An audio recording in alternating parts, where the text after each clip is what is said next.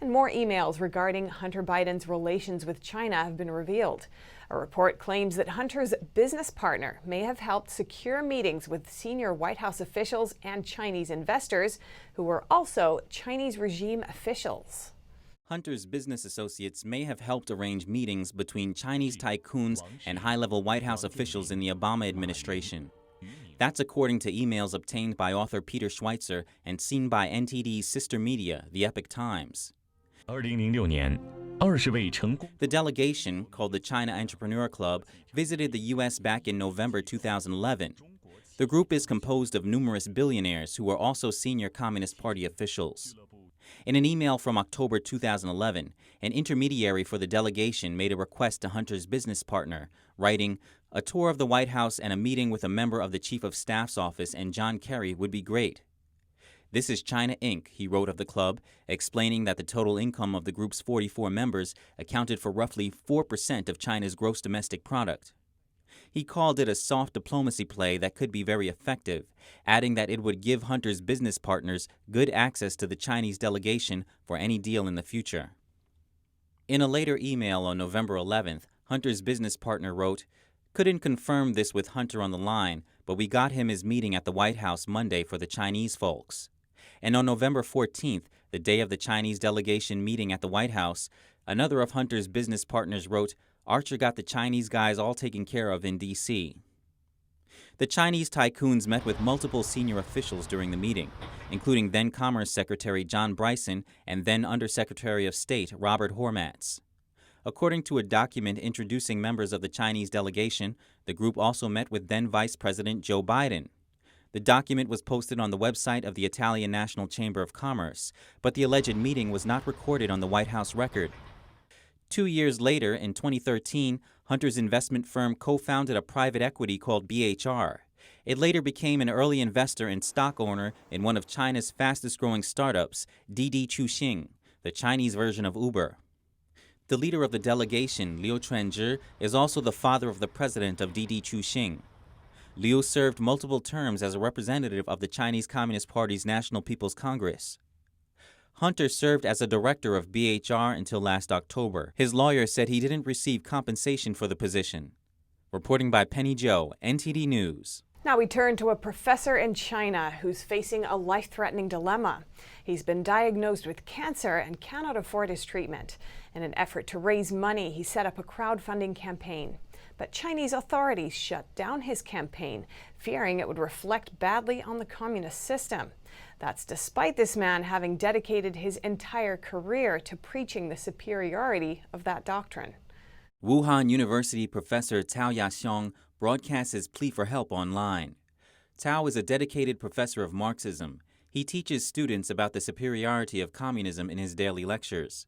He is taught in Confucius Institutes, which are partnerships between universities and schools in China and abroad, often known to promote communist principles and ideology. And he is a strong supporter of China's Belt and Road Initiative, an infrastructure program that sends funding to poorer countries while also expanding China's influence and control overseas. According to his crowdfunding campaign, Tao claimed to have already spent over $60,000 for his cancer treatment, his life savings, but now the cancer has spread to his brain, and a huge sum of money is needed for further treatment. His plight sparked a strong response after it began circulating online and in the media. One netizen commented online, writing, "If a university professor cannot even afford treatment when he's seriously ill, think about what it's like for lower-class people. That's horrible." That's as a Twitter user asserted that Tao was falling into the grave he dug for others. He called Tao a liar for lecturing about the superiority of communism. Tao has since been silenced by authorities. According to Radio Free Asia, local officials are suspected of pressuring Tao and his family through his job at Wuhan University. Even Tao's co-workers reportedly keep their distance from him now. The report says Chinese authorities fear people will question the so-called superiority of the communist system if they hear about Tao's situation.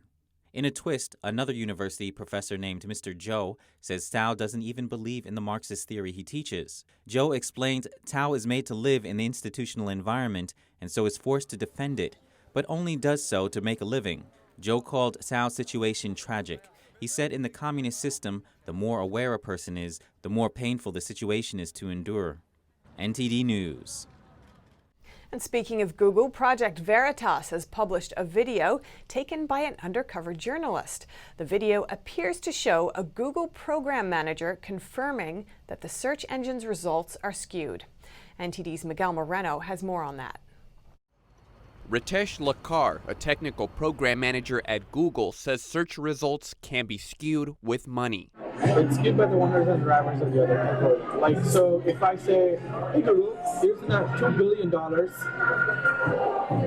feed this data set of whenever Joe Biden is searched, you will get these results. This undercover video was published by Project Veritas, a nonprofit organization dedicated to investigating and exposing corruption in public and private institutions. Lakkar made his claim about skewed search results after the journalist said he saw bias in results between the two 2020 candidates. Searching Biden, he said, gets positive results. Searching President Trump, he said, gets the opposite. In another bit, Lakkar says companies are being selective in what they censor, which he says he doesn't agree with. And on the other side, Trump says something, misinformation, you're going to delete that because it's illegal under whatever pretext. And if a Democratic leader says that, then you're going to leave it like that. You know? We reached out to Google for comment, but they didn't get back to us before airtime. Miguel Moreno, NTD News. A NASA spacecraft is circling an ancient asteroid 200 million miles away, and it's about to descend to collect a sample of space rock.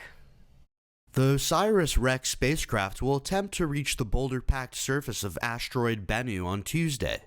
We've been flying OSIRIS-REx now for 4 years, and we are culminating the whole point of this mission is to get this sample of this asteroid. It will be America's first attempt at collecting asteroid samples for return to Earth. Japan is the only country on Earth to accomplish the feat so far. Scientists want to bring back at least 2 ounces worth of Bennu. That's about a handful. The van-sized spacecraft is aiming for the relatively flat middle of a tennis court-sized crater named Nightingale. It's a little bit of a diamond shape of an asteroid. It's the smallest body we've ever orbited, and for reference, that diameter is about the height of the Empire State Building. Building-sized boulders loom over the targeted touchdown area. The samples won't arrive on Earth until 2023.